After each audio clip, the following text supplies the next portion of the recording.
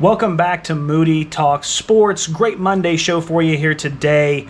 Another average day, Sunday. Kind of had an average Saturday with college football on my picks. Again, I go 6-1 on Sunday. One push, 6 wins, 6 losses. Not exactly where I would want to be, but not bad. You know what I mean? Not a bad. When it's this early in the season, it's hard to sometimes gauge what teams are going to do. There's a lot of just blowouts, random stuff. If you watched the NFL yesterday, you know for a fact how much random stuff happened yesterday. Blocked punts, blocked kicks, just ridiculous things. I had the Rams plus 3.5. If you had that, my condolences are with you because that should have hit.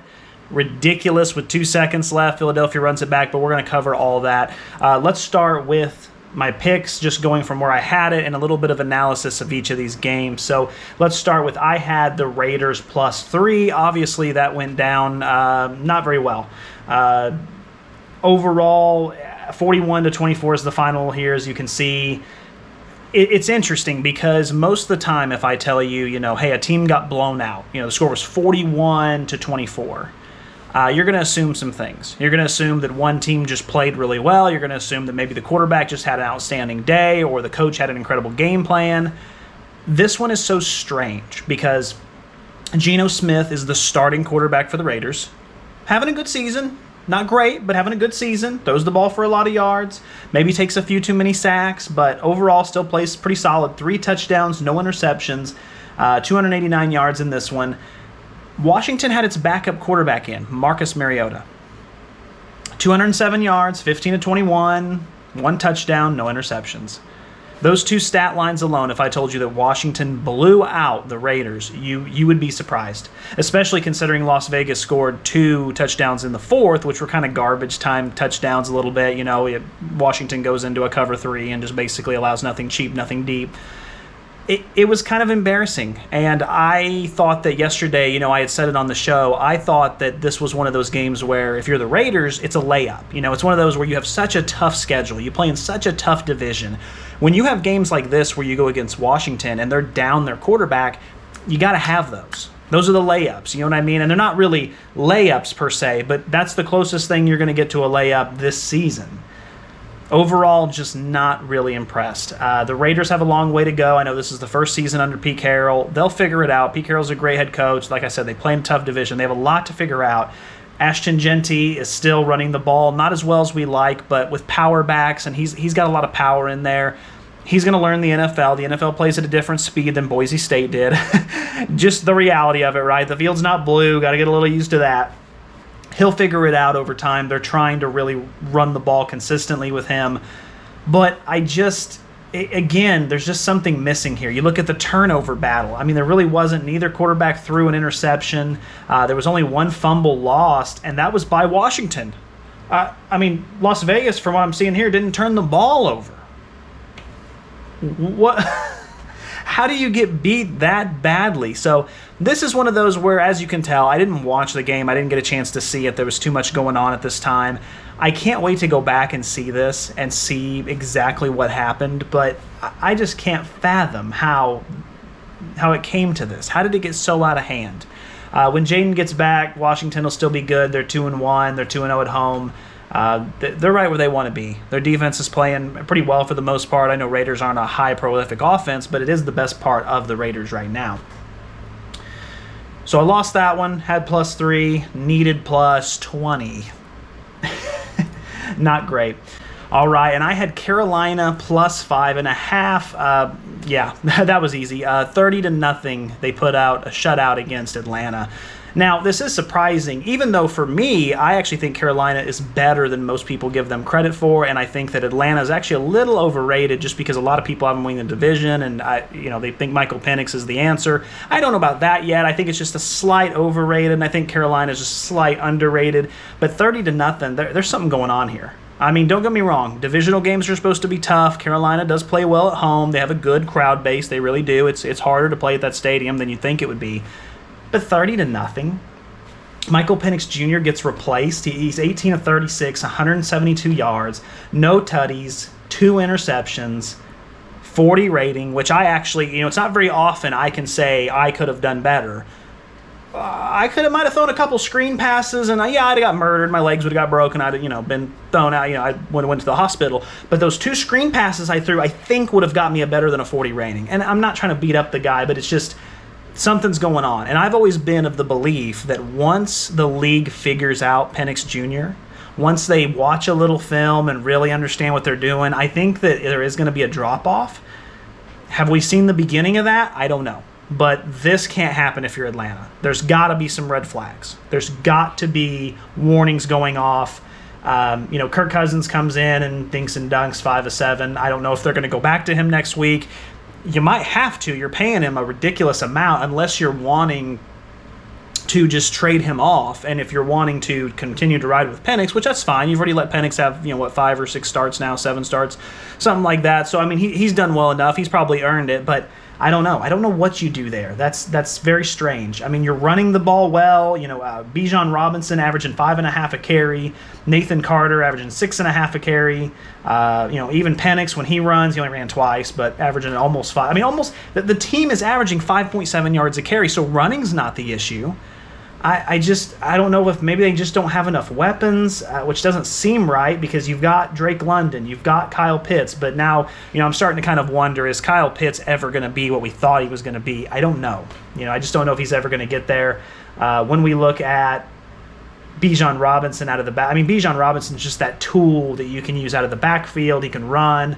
I don't know. There's something going on in Atlanta, and obviously being a Tampa guy, I'm not going to feel one way or the other if they figure it out. But if they want to figure it out, there's just something missing here. I don't know what it is. I don't know if it's coaching. I don't know if it's just lack of effort. But 30-0, you can't get shut out. Not by a divisional opponent, especially not by a divisional opponent like this. Tampa would have stung. New Orleans Saints, oh my goodness, you'd have to fire everybody. So I don't know. Now let's talk about Carolina, because this is a big positive for Carolina. You're at home. You score consistently in every single quarter. Bryce Young, 16 of 24. You didn't ask him to do too much. That's another thing as well. 121 yards. That's all it took to put up a 30-burger. Interesting. As a team, they averaged 3.7 yards a carry. Wow. Okay. Their leading receiver, McMillan, 3 receptions, 48 yards. So what happened? Well, what it comes down to is you have a fumble that's lost. Carolina had a fumble that was lost. Yes, there you go. That's your 2 main ones.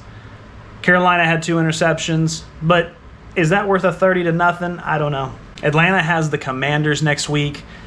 It's a tough game. If you go 3-1, it's going to really sting. It really is. I think if you go 3-1, that's going to pretty much guarantee the Buccaneers the division. I do, which, hey, I'm okay with, but I mean, when you're looking at Carolina, that might be 1-3. If the Saints are 0-3, 0-4, I think that's just going to pave a way. The Buccaneers are 3-0 right now. We'll talk about them in a minute, but really embarrassing showing by the Falcons yesterday. If you're a Falcons fan, I do have sympathy for you, regardless of what. That's rough. It's rough to watch your team get completely blown out, shut out by a really what most people think is an inferior team. If you're a Carolina fan, good for you.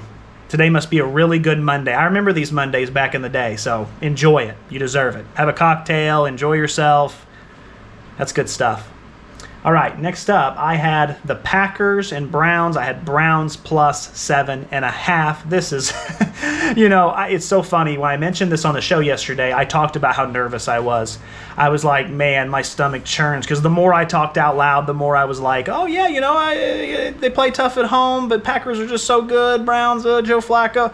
I was like trying to talk myself out of it, but I stuck with it. Again, just if you're a Green Bay fan, I know today's a rough Monday. I'm very sorry. What was that? 3 minutes left in the game, and you're still winning 10-0, and somehow you let the Browns come back and win 13. You score 13 points in like 3 minutes. What was that interception?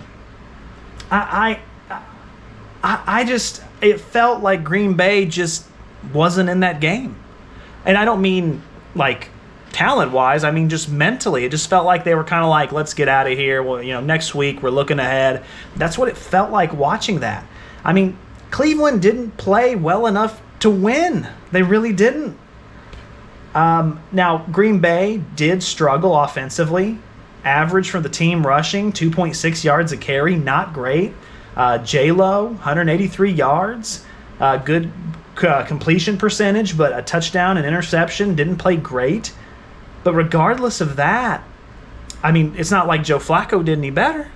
142 yards, no touchdowns, 1 interception. Rushing-wise, you're averaging 5.1 a carry, which don't get me wrong, 5.1 a carry, that's good enough to win you a football game. But the way this went down, I don't know. It just felt like Green Bay wasn't really ready to play. I don't know if they were looking ahead. I don't know if they thought this was going to be a cakewalk. Like I said before, the dog pound is really difficult to play. Those Cleveland fans are more passionate than anyone I know and more rowdy. So I really respect the dog pound as a place to go in and play. This is huge for Cleveland. You steal a win like this, and now all of a sudden you think, okay, if we can figure it out and put the pieces together, we might have at least a little bit of a season. I don't think they expect to make the playoffs, but this could be an opportunity to where down the line you put Shedeur in, you maybe put Gabriel in, you put someone else in, maybe it revives the team a little bit. I think Cleveland could scrape together 5, 6, 7 wins, especially if they're able to steal wins from arguably the best team in the league right now. A lot of people had Green Bay as number 1 in their top 10s this week. Rightfully so, probably. I was kind of almost there as well, but my goodness gracious, if you're Green Bay today, if you're a Green Bay fan, my condolences are with you, but if you're a Dog Pound fan, enjoy these Mondays. There might not be a lot of them, so enjoy them while they are. All right, next up, I had the Steelers minus 1.5. They went into New England, played the Patriots. I was kind of up in the air, but because it was kind of just basically a pick'em game, it was very, very close to that. I honestly believe that the Steelers would somehow find a way to win, and they did. They absolutely did. It took down to like 2 minutes left, but Aaron Rodgers did not play very well. 16 of 23, only throwing the ball 23 times, 2 touchdowns, 1 interception.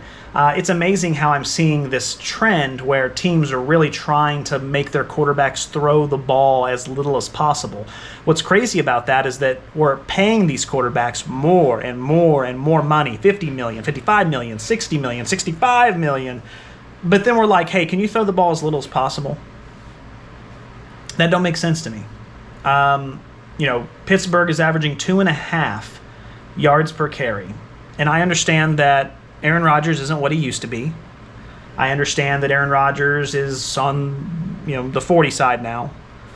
But you're still going to go in the Hall of Fame. And I watched Tom Brady come in at 45 years old, 44 years old, whatever it was, and win Super Bowls, go to championship games, throw for almost 5,000 yards a year. Now, I understand that might be an unfair comparison. Brady is the GOAT. I get that. But I expect Rodgers to do more than 139 yards. Is that asking too much? Is it asking too much for Aaron Rodgers to throw the ball more than 23 times a game?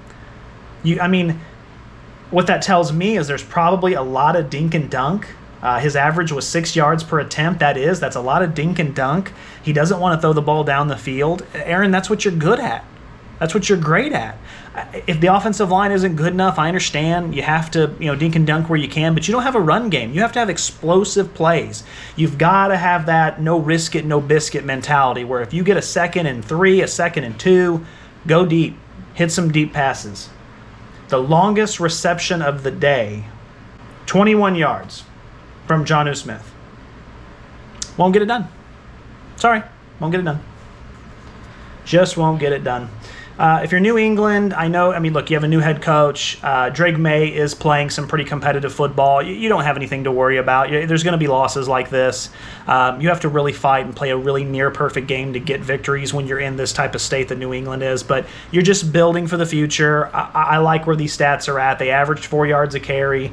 Mike Vrabel's going to get that defense where they need to be. He's an excellent head coach. He's an excellent defensive head coach, great motivator. He's been here. He knows the culture of New England. He's a great fit. Right now, I'm very calm on the meter with New England. They'll figure it out. But there's going to be some of these early in the season for sure, trying to, getting these types of losses. Sometimes there'll be wins in your favor, but overall, too many turnovers for New England also. I noticed when it came to the fumbles, they lost 4 fumbles. They fumbled 4 times and lost every single one of them yesterday. Not going to get it done. Not going to get it done. Pittsburgh lost 0. Yeah. And it was only a 7-point game. So keep that in mind. If you're a New England fan, I know it stings, but just remember that. Man, we turned the ball over 4 times, and we had a chance at the end to win it. All right, so next up, I had Los Angeles Rams plus 3.5 going into the Philadelphia Eagles. And boy, I am glad I don't bet real money anymore on games, because let me tell you something, it would just stress me out too much. Watching what happened yesterday, Rams lining up for a kick, and I'm thinking, well, I've won this bet either way. If they miss it, I win it. If they make it, I win it. Cool. I'm clinking glasses, I'm laughing, having a good time. And I watch a play that had probably a 0.00001% chance of happening, which was a blocked field goal kick, and as time expires, Philadelphia runs it back. I don't have words for it. I really don't. It made me so sick to my stomach because, I actually feel bad for the people who put real money on this game. That's just brutal. That is just brutal. I mean, and if you put money on the Eagles, I can't imagine how much you must have been screaming at your TV, just going nuts. I can't imagine it. But that's just the ending play. Look, there was a lot more to this game. I think that Philadelphia has a very solid squad. And this is going to upset a lot of Philly fans because they're very passionate, which I respect, by the way. I love Philly for that reason. The Phillies themselves, 76ers basketball, all of it I love because you're passionate. But I do have to say things how I see them. And I know Jalen Hurts had 3 touchdowns, no interceptions. That stat line looks great, 226 yards. I'm just not ready to call Jalen Hurts a top-tier quarterback. I'm just not there yet. And I see, I watch a lot of these sports shows. I'm sure you do too. And the big argument I seem to see from everyone is, well, he wins. Well, yeah, of course. That's awesome. That's the main goal. It's a team sport. You're trying to win, right? That's the main goal. But here's the issue I have. When I was growing up, there was a lot of quarterbacks that did this type of stuff. We called them game managers. And when you have a game manager, yes, you can win a lot of games that way. You can go to the playoffs every year. I've watched game managers win Super Bowls. I mean, you can be a game manager type quarterback and be awesome and have pretty decent stats, and you just find ways to win. It doesn't matter how you do it. It's if you want to run, you can run. If you throw, you throw. If you dink and dunk, you dink and dunk. If you put the football up your shirt and do the old Ruski of I don't know who, whatever you have to do to win, you get it done. Tush push, prime example. Weird, wacky play that just has all kinds of controversy. They get it done. I respect that. But when I was growing up and we saw these game manager type quarterbacks, we never considered them top 5 or top 10. We just said, hey, he's a great game manager. He knows how to win. And we respected them. But we also understood that there's quarterbacks out there that are throwing for 5,000 yards a year. Okay? And you might say, well, okay, Nick, but are they winning? Even if they're not, I think we're missing the point. If you have a quarterback that's on a bad team, and this quarterback is one of the greatest, and he throws for 5,000 yards, and the team loses because they have the worst defense in the league, that's a top 3 quarterback. He's doing what the quarterback needs to do. He's making elite throws. He's reading the defenses. He's avoiding sacks. He's doing all these different things. Jalen Hurts, I think, is excellent as far as his mental and his intelligence, but I just don't see any type of traditional quarterback type throws or moves that I think, man, he's one of the greatest I've ever seen. No, he just finds squirmy ways to win. And hey, that's awesome. Would I have that on my team? You bet I would. I'd take him in an instant. Would I pay him? Sure I would. He finds ways to win games. Of course, he's a great leader in the locker room. Of course I would. But the point I'm trying to make is that I'm not going to call him an elite top 5 quarterback if I just don't see any standing in the pocket, throwing deep balls downfield. I just haven't seen that yet.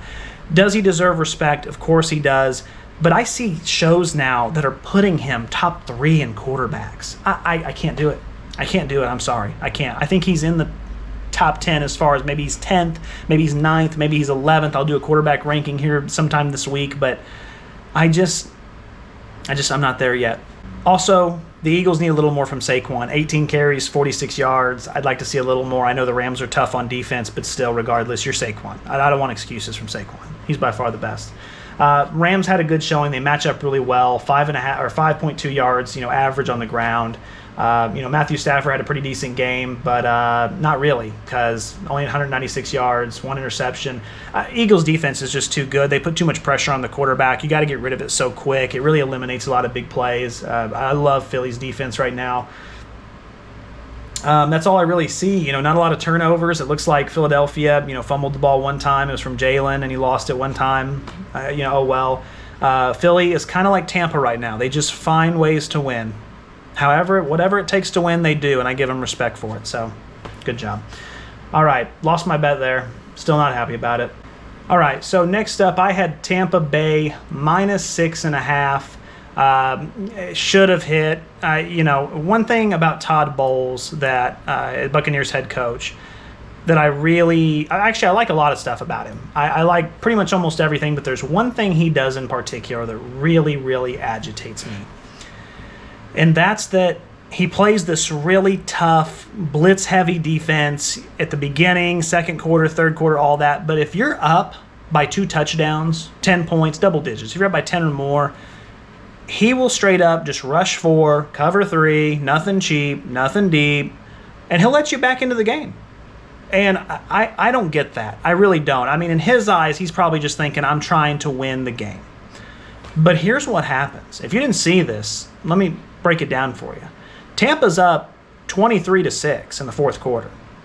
Cover 3, nothing cheap, nothing deep, 10 yards of play. I mean, New York's just throwing the ball, dinking and dunking down. I mean, again, it's just such soft defense. I mean, almost you watching this could probably make these throws because it's such soft defense. Allowing them to have the underneath stuff, and then, touchdown. Okay, well, now let's just kick the field goal. Oh, it's blocked. Okay, they run it back. Now New York's leading. Okay, cool. We'll just need the ball. No, coach, we're losing now. Well, when did that happen? While you were calling these soft, cover 3 packages, that just hang everybody back and, allow them to have the underneath stuff, you almost lost the game. Play to win the game. Call a blitz. I'm not a coach, and I'm just a dude in a chair, but when I am up by multiple scores and I'm playing Madden or NCAA or whatever, I call more heavy blitzes because that, to me, being up by double digits takes some of the pressure off. If I give up that big play, okay, now I can dial it back. I can put a little bit of pressure back on the offense, kind of make them think, okay, we got to score here, that kind of thing. I would never just play soft back coverage and just let them just over and over gain confidence, because that's what happens. You let him complete one pass, another pass, another pass, another pass, and pretty soon that quarterback's thinking, oh, I've completed 6 in a row. Okay, I'm feeling myself. And you know what happens when you start feeling yourself? You come back, and you almost win the game. That's a dangerous road when you start playing that. It really is. And I was a nervous wreck yesterday. Tampa, again, this is the 3rd game in a row where Baker Mayfield leads his team down, gets a victory. He's the first quarterback to ever do that. God bless him, because, man, if Tampa didn't have him right now, they'd be 0-3. It's amazing how tight that flip is. When you're in New York, let's talk about New York for a second. You had your backup quarterback in. I don't think anybody expected this to really – I think the fact that it was even competitive and at the end you got some excitement out of it, I think we can both agree that that's nice. Obviously, it's heartbreaking the way you lost, I'm sure. But the fact that it was even close, the fact that it was even almost there, that's respectable. Baker had another pretty decent game, 1 touchdown, no interceptions, 19 of 29, 233. Tyrod Taylor actually played pretty decently well because they let him have the underneath stuff. He only threw for 197 yards, but he had 2 touchdowns, 1 interception. That interception was brutal. It was as the first half was ending, and he just kind of threw it up and pick 6. Not what you want to happen. Kind of ended up being the difference in the game, but you'll get your regular quarterback hopefully soon. I'm not sure what the timeline is. I'd have to look. Hopefully when Justin Fields comes back, that can all get situated. I like the head coach. I think he's going to create a great culture. It's one of those things, again, where losses like this are going to happen. I just talked about it with New England. They're going to happen, but you're on the path. 0-3 is not where you want to be, but just understand it might not be this year, but I think next year is something to look forward to. You still have a lot of great pieces on the team, so it's the fumble lost is obviously turnovers is a big deal, but you'll get there. You still have Garrett Wilson, who put up 10 receptions, 84 yards. That guy's a beast. Emeka Abuka for Tampa is just unreal. One-handed grab on the sideline. He is going to be a star. He's going to be a superstar. Can't wait to watch him for years to come. Buccaneers actually had a trouble running the ball, which is a good sign for the New York Jets. You got a good defense. The Buccaneers run the ball very, very well. They held him to 3.6 yards a carry. That's something, if there's a positive to take away for the New York Jets, it's that. Very exciting game. Not for me. I thought I was going to have a heart attack. So I lose my bet because I shouldn't have. Buccaneers were up by more than 6 points pretty much the entire game and then blew it last minute. But that's kind of me. Also, I didn't have that game earlier, so just so you know, I'm not 6-6-1. I was 6-7-1, which is really disappointing. I missed it when I was doing my counting. Next up, I had Bengals +3, which might have been my worst bet of the weekend, to be honest with you. I thought Jake Browning was going to be a lot better than he was. He's shown success in the past. I know that Minnesota has a great defense, but yeah, no, that doesn't give it enough credit. They have a fantastic defense. Love to see what I saw out of Minnesota. It proves that they can do a lot. I want to talk more about Minnesota in a second, but I do want to talk about how without Joe Burrow, Cincinnati's kind of a mess, and they were kind of a mess with him, but not his fault. I mean, he's keeping them in games, but when he comes out, it just all falls apart. You know, the team averaged 2.5 yards a carry. Minnesota averaged 5.5. Receiving-wise, spread the ball out a little bit, but you've got Jamar Chase. T. Higgins had 1 catch for 15 yards. When you have 2 elite wide receivers like that, and you're paying them that money, you decided to keep T. Higgins, you kept these guys in. They got Noah Fant, who's a decent tight end. You have to be able to, regardless of who's quarterback, put up some decent numbers. These are okay for a third-string slot receiver, not good for an elite number 1, number 2 combo. A lot of people believe the Bengals have the best 1-2 combo at wide receiver in the league. You got to put up more than that. Justin Jefferson comes in, 5 catches, 75 yards. The tight end, 5 catches, 49 yards. Hawkinson, and that's with the backup also. That's what you have to do, but that's why Justin Jefferson separates himself from so many others. He's just absolutely nuts. Now, when it comes to Minnesota, the real question is this. I know that a lot of their points weren't offense-inspired. It was mostly defense-inspired, and that doesn't surprise me. Minnesota's defense is just so good, and Brian Flores really knows what he's doing. You got a winner there. Make sure you keep him. But I do kind of wonder if Minnesota, in the back of their mind here on Monday, is thinking, do we just need to give McCarthy more time? He's out all last year with the injury. There hasn't been a lot of good rumors in camp. We have Carson Wentz come in, I'm not a big Wentz guy. I honestly didn't think he was going to do anything. I thought it was going to be the reason they lost yesterday. That's why I bet, Bengals +3. Instead, he comes in and goes 14-20, 173 yards, 2 touchdowns, only took 3 sacks, no interceptions. A very bland game, but it's kind of like in golf. I always say the best shot is a lot of the time the boring one. And that's what Carson Wentz did. He came in as a veteran. He got the job done. And I almost wonder if now Minnesota's thinking, McCarthy's played 8 quarters for us. 1 have been good. Wentz is a veteran. He's going to come in. He's a game manager at this point. He's going to do those things and make the throws he needs to. Nothing too crazy. I almost wonder if you just ride with him for a while. And I think they have to anyway. I know McCarthy is kind of like borderline. I would just let McCarthy fully heal. I would let him fully heal, let Wentz have a couple games, see if he can continue this up. Because let's be real, you continue to put up 48 points and you continue to hold your opponents, especially with a really great offense. Even though Burrow wasn't there, a great offense like Cincinnati, only to 10 points. You just need a game manager in there. And I think that's what they thought they were getting with McCarthy, but maybe McCarthy just needs a little more time. I don't know. If you're a Viking fan, I'd love to know your thoughts on that, but that's just kind of where I am right now. It doesn't matter who's in there. Justin Jefferson's getting almost 100 yards. That's just how it goes. So I'll remember that. Next up, we have some wins, thank goodness, because I was beginning to think I just lost every bet. Next up was Houston going into Jacksonville. I took Jacksonville minus the 1.5. I had just not seen a lot from Houston that I really loved, and nothing's different here. Looking at the final score, 17-10. The offense for Houston just can't seem to get anything going whatsoever. C.J. Stroud continues to put up like 2 interceptions a game is what it feels like. 1 touchdown, only just barely over 200 yards. It's amazing how many quarterback performances I'm seeing. 200 yards, 178 yards, 210 yards. We're paying these guys $55 million a year. I just talked about it. I went on a big rant. 55, 60, 65 million, and we're asking them to throw so little. Now, C.J. Stroud only throwing for 5 yards an attempt. That just shows me that line's not where it needs to be. If he feels the need to have to get that ball out that quick every single time, my goodness, I feel for him. They've got to do something. You've got to do something with that line because Jacksonville didn't play that great. Trevor Lawrence, another guy that's getting paid ridiculous amounts of money, 20 of 40, 222, no touchdowns, an interception, and he won the game. Houston outrushed Jacksonville. By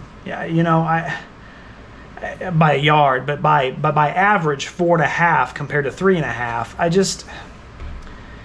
It's amazing to me that Houston just can't seem to get it done. They have a defensive-minded head coach. He does a great job. Their defense has been pretty strong up to this point, but offensively they're just not there. There's something that needs to change, and I don't know what it is. Maybe you're going to have to bring in some new receivers. I mean, Christian Kirk's not really getting it done, it doesn't seem like. Nico Collins is awesome. 8 receptions, 104 yards. If it wasn't for Nico Collins, where would Stroud be right now? Who knows? So there's just something they need some creativity. They need some big plays. They've got to be able to get 1 or 2 a game down the field and really change it because 10 points a game just isn't going to do it. It's not going to get you many wins, unfortunately. So next up, I had the Saints going into Seattle. Seattle minus the 7.5. It's not very often in the NFL I can lay 7.5 points and feel good about it. I felt great about it yesterday, and yeah, for rightfully so. This actually felt, in the first half, like a college game. It felt like a college game. I mean, Seattle had 21 in the first quarter, 17 in the second quarter. They only scored 6 in the second half. I'm pretty sure, I didn't get to see the end of the game. I'm pretty sure they probably just put backups in, and they were just running the ball, trying to get the clock out. New Orleans is a dumpster fire this year, and that's just the nicest way I can say it. Again, it's one of those things where like it felt like Ohio State was playing Western Kentucky, Illinois, Omaha University of Technical University. Like, you flip over and it's the second quarter and the score's like 27-0, and you're like, okay. You're like, yeah, this is over. This is a college game. No, wait, no, this is the Seattle Seahawks. These are 2 professional teams. Spencer Rattler, 28 of 39, a touchdown, interception, 218 yards. I guess that seems to be the going rate. Look at this. Darnold threw for the same amount. 14 of 18, 218 yards, 2 touchdowns, no interceptions. There's your difference. Seattle only ran for 2.6 yards a carry. New Orleans couldn't run at all. Alvin Kamara just seems like a shell of himself. What's crazy to me is that Seattle didn't play great. Their stats weren't outstanding. They didn't have like a ridiculously long run. Their longest run of the day was 10 yards. Their longest pass of the day was 45 yards, which is respectable. They just didn't play like incredible. But when you look at the score, especially the score of the first half, you would think that Seattle came out and had like Detroit Lions types of numbers, 5 tutties, 300 yards, 400 yards. No, I think New Orleans is just that bad. I really do. And I feel for New Orleans fans. This season's you're going to have to find a different sport to watch. Get into college or something. Watch LSU. It's going to be hard this year for sure. I just don't think they're a good team. They could go winless. Seattle still looks good, though. Seattle's a really tough place to play. I give Spencer Rattler credit for going into that tough environment and at least putting up decent, okay stats. It could have been a lot worse, so I got to give him some credit. All right, next up, I had the Chargers -3. I had a feeling this was going to be a push. It was. This is my one push of the day, my tie. Los Angeles is one of those teams that plays tough. They play gritty. They get the job done. They do some dinking and dunking. The defense plays really, really tough. They win games. It's kind of like how we talked about Philadelphia for a couple of years. They just find ways to win games. It's what Tampa's doing right now, finding ways to win games. The Chiefs, Oh, they have no business winning this game. They're actually down by 10. Yeah, well, with 1 minute and 30 seconds, they somehow scored 11, and they came back and like that. That's just that type of thing. You know what I mean? They just find ways. Herbert threw the ball 47 times. I'm sure that wasn't great. I'm sure that's not exactly what he wanted, but it got the job done. 300 yards, 1 touchdown, 1 interception. Bo Nix, 14 to 25, 153, a touchdown, no interceptions. I mean, I understand you want Bo to be a game manager. I understand you want him to dink and dunk. But is this really all he's capable of? I mean, can he not throw down the field a little bit more than 6 yards an attempt? I don't know. Denver seems to be playing a lot of really safe ball. I don't know if that's going to work out long term. They're now 1-2 in a tough division. They still a long season. Denver rushing 5.5 yards a carry. That's what I like to see. 118, 7.5 a carry from Dobbins. Great. But Los Angeles rushing 106, 3.8 yards a carry. So actually not a great average. Los Angeles just tried to control the game with the run and did that. I'm surprised Denver, though. Denver really got all those points and made it a game because of their rushing, so that's good to see. I think that Los Angeles' defense is pretty tough. So if you're Denver, having that run game is important because I think Bo will get a little more comfortable. I think throughout the season, eventually be better. I think Denver could be looking at an above 500 season. I still am holding out hope for that. I am. Also, shout out Cortland Sutton. 6 receptions, 118 yards. Quentin Johnson, 6 receptions, 89 yards. Shout out, nice. Denver also had 5 sacks. They have an excellent pass rush, so yeah, really good. 14 quarterback hits too. I'm sure Justin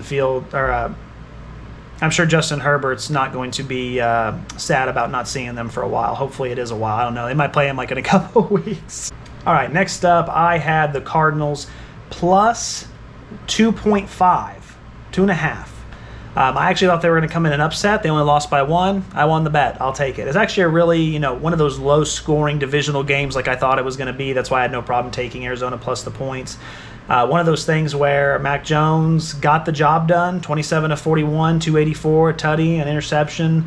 Kyler Murray, 159 yards, 1 touchdown. I just can't pay these guys $50-60 million a year if they're only going to put up that, I know that Kyler Murray's a great rusher. He rushed for 37 yards, but man, where's that money going? Arizona's running back James Conner is out for the year, I heard. That's kind of rough. Trey Benson came in, did an admirable job for 4.2 a carry. Overall, just a really tough defensive game. San Francisco usually finds a way to win those, and they're 3-0. Everyone was talking about how they had such an easy schedule coming into this year, and whether you believe that or not, the point is they're 3-0. They have scrounged together despite having quarterback injuries. They have found ways to win games. Is it going to be long-term success? I don't know, but good for them. They're finding ways to do it. Next up, I had Cowboys minus 1.5. Yeah, are the Dallas Cowboys the Eli Manning of the NFL this year? Just hot and cold. You don't know if they're going to come out and just absolutely tear it up or if they're going to absolutely just give up everything. Their defense has to be one of the worst I've ever seen. I mean, Caleb Williams, who has struggled through the first 2 games, I mean, there were guys wide open. There were guys all over the field. It felt like sometimes Caleb was like, oh, he's open, and oh, that guy's open too, and oh, Jimmy's back there open too. Who do I throw it to? Okay, I already threw it to Jimmy. Like, there's just so many guys open. He's almost having to think about it. Like, okay, who have I given the ball to? Okay, he's got the most. Oh, I'll just give it to here. Give it to Billy over here. Yeah, what? Just nonsense on Dallas's defensive front. I think it's embarrassing because Eberflus goes into Chicago. This is the team that fired you. You want to prove yourself, and that's the game plan. Wah, wah, wah, wah. Yeah. Caleb threw for 4 touchdowns, 298 yards. Made it look easy. So easy a caveman could do it. Dak Prescott played his butt off, 31 of 40, 251. A tutty, 2 interceptions. Joe Milton came in, threw some fastballs, I tell you. I mean, my goodness. Never seen a quarterback throw so fast in his life. Also, shout out if you had Jake Ferguson on your fantasy team. Goodness gracious, 13 receptions, 82 yards. Can you imagine if he had had a tutty thrown in there with it? Oh man, you would have won this week off one player. Great job, Jake Ferguson. I love that. I love a little workhorse, you know what I'm saying? Like someone you can just rely on every single time. He only had 14 targets, so 13 of 14. Oh, I love that. Love to see it. Okay, so we can talk more about Chicago and stuff later in the week. My last bet was New York plus 5.5. I really thought New York was going to play tougher. You know, you're at home. At this point, why are we keeping Russell Wilson in? You know what I mean? Here's Russell's. I want to give you Russell's stat line: 18 of 32, 160, no tutties, 2 interceptions. Let me tell you something. If you put Jameis Winston in, you might get an interception or possibly the 2, but those yards will be 300-400. He's going to throw the ball down the field, and you've got wide receivers, I think, that can handle that. There's no point in going with conservative, safe, boring Russell Wilson at this point. Let it fly. You're coaching for your job, Dable. You know you are. Just let it fly. You can't put up 9 points. I know you put up a lot of points last week. That was against Dallas. So did Caleb Williams, just put up 31, whatever it was. Like, Dallas's defense is nothing. You got to make a switch. Now, if you want to put Dart in, you might feel it's a little early, but sure. That's fine too. But Russell Wilson at this point, you know, he's a backup. He's a mentor. He's a guy that could start on a bottom-tier team. And I know what you're thinking. Well, Nick, this is a bottom-tier team. Right, but maybe not. You know what I mean? You don't know. We don't know. Until we actually see a quarterback that isn't just dinking and dunking for 5 yards. You got to start somebody else. You really do. You got Scatabo back there averaging 6 yards a carry. I love Scatabo. I loved him at Arizona State, by the way. Absolutely just a cool player to watch. He's one of those fun guys you love to root for. When it comes to the Chiefs, again, Chiefs play Chiefs ball, and sometimes that lets them win, and sometimes it doesn't. It's, you know, Patrick Mahomes, again, has very average stats: a touchdown, no interceptions, 224. They run the ball, 3.8 yards a carry, kind of boring. They play really good defense. They get the job done. They get their first victory. I don't know if you can play every single game like that. When it comes to Kansas City, the next team they play is the Ravens. I think if you play the Ravens like how the Chiefs have been playing, I don't think it's going to go well. We'll see, but I just don't think it's going to go well, unfortunately. Kansas City just doesn't look like an elite team. They just don't. I think they can win situationally still. You got too many veterans. You got too many masterminds, but there's just nothing exciting. And if you're a Chiefs fan, I think you kind of have to admit that at this point. They don't look as good. They just don't. And that's okay. They're still going to win a bunch of games. They're still going to fight. They might make it to the Super Bowl again somehow. We'll see. Swift magic. I don't know. But they don't look as elite. Like, watch an elite team and then watch them and tell me that. Come on. Let's be real for a second. All right. So that is through all, that's through everything. I actually ended up, like I said, at 6-7-1 because I forgot to put one in there. For the season, I'm 14-20-1, which means that if you're following my advice and betting against what I do, you're winning money. You're welcome.